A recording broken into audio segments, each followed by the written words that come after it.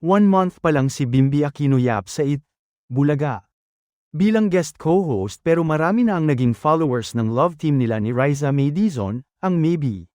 Kilig na kilig ang marami sa kanilang sweetness at sila na talaga ang bagong aldab na inaabangan ngayon araw-araw sa noontime show ng TV5. Todo sakay naman si Riza May sa mga kantiyo at panunukso sa kanila ni Bimby ng mga hosts ng Bulaga.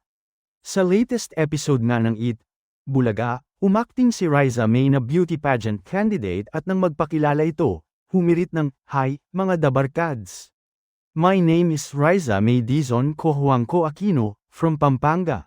Kaya naman aliw much talaga sa kanya ang mga nanunood at nag-trending ang naturang pasabog niya. Oh, well, kung sakali naman sigurong magka-developan talaga sina Riza May at Bimby ay hindi tatutol si Kris Aquino dahil kilala na niya ang ugali at personalidad ng dating nakilala bilang si Aleng Maliit. In fairness kay Riza, mukhang blooming ito ngayon. Iba rin hindi ba Bim? 1 month pa lang si Bimby Aquino Yap sa Bulaga. Bilang guest co-host pero marami na ang naging followers ng love team nila ni Riza May Dizon, ang Maybe.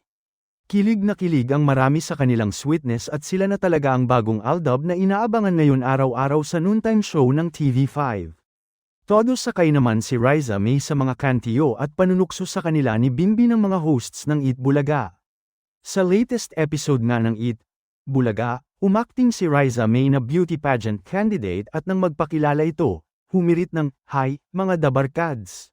My name is Riza May Dizon Cojuangco Aquino, from Pampanga."